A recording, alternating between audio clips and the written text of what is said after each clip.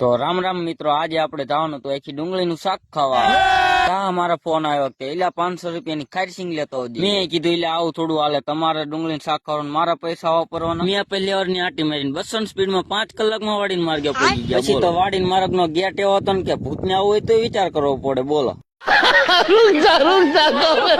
અહીંયા પહોંચ્યો તો અમને બીજી તૈયારી, અહીંયા લાઈટ એ થઈ ઘડીક તો હું ચકડીએ સડી ગયો. બોલો અને અમારે ધંભા કે લોટ હારો ન બંધાતો કે ઘઉં નું તેલ આવો, મેં ઘઉં નું તેલ આપી દીધું. અને અમારે ધંભા કે હવે આ લોટ ટાઈમ તમારે ધંભા રાગી ના રેડ થઈ ગયા લે. અને કે આ ડુંગળી હબ શેડો તો સારું હે, કે આ હિરણભાઈ બેઠા એ બધું કહી દેશે. અને સામે બેઠા અમારે અમેરિકા થયેલા કારીગર એ અમારા મોટ ભાઈ કઈ કેતા. અને પછી મને લાકડા લેવા મોકલ્યો, હું વળી 600 વર્ષ પેલા લાકડું લઈ તો મને બીક લાગતી. તા ઓલું એમ ગેટ તેવા ક્યાંય આવશે પૂત. પછી બાકસ કોઈ પણ નતો, અમેરિકન કારીગરે આઈડિયા લગાડ્યો, લેમ્બોર્ગિની માં 2 લીટર પાણી કાઢી લીધું. બોલો અને અમેરિકન કારીગરે મારી પાસે લેમ્બોર્ગિની ચાલુ કરાવીને ભડકા કર્યા. બોલો મેં કીધું તમે કોક ને 2 પાંદડે થયેલા લેમ્બોર્ગિની નહીં રહેવા દો. બોલો અને પછી અમેરિકા થયેલું ઘઉં નું તેલ નાખ્યું. અને કારીગર કે જાદુ તેલ ન નાખવું ન કે બધું ખર્ચો માર ડે આવશે કે. બોલો અને તેલ સીડ્યું ન સીડ્યું કે ડુંગળી નાખો જલ્દી ન કે બધું તેલ બળી જાય છે. બોલો 20 મણ ના તપેલામાં ડુંગળી મૂકી છે. ઓ લટર પટર લટર પટર.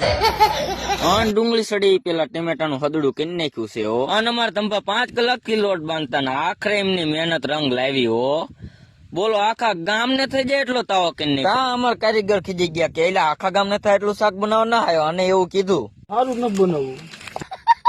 અન કારીગર ખીજી ગયા, પીપળા ના પાંદડા નાખી દીધા. બોલો અને પછી ભજીયા નાખવાની સોડા આખી ડબલી ખાલી કરી નાખી. બોલો મેં કીધું તમે નહીં ઘરે પોગવા દો.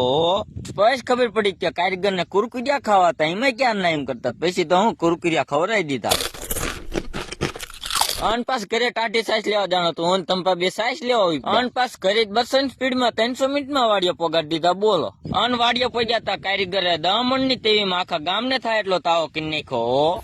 અન બધું પછી તૈયાર થઈ ગયું. પછી અમારે તંપા કે હાલો બધાને કે 10 સમસા આપી દો એમ કહીને પોતે 20 સમસા લઈ લીધા. બોલો અને પછી આખી ડુંગળીનું શાક, ખાટી સાસ ને તાવો જમાયો છે. અને એક ભેંસ ખાયેલી એટલું આખું થાળીમાં લઈ લીધું. બોલો પછી કારીગર કે એલા ખવાઈનો વિડીયો નહોતો ને કે આખા ગામમાં ખબર પડી જાય છે. બોલો પછી બધા ખાઈ રહ્યા તો હજુ ભેંસ કોઈને ખાય જ છે. અને સાસ તો એટલી પીધી ને પછી તો ઓલા દેવાય ભાઈ કેત તેને સાસ બહુ પીધી ને મને ખટાશ નડે છે. અરે પાડા તારી જિંદગીમાં ધૂળ પડી ભલા માણા. અને પછી ખાઈને બધા કલેજાઓ પાએ વાસણ તોરાયા છે.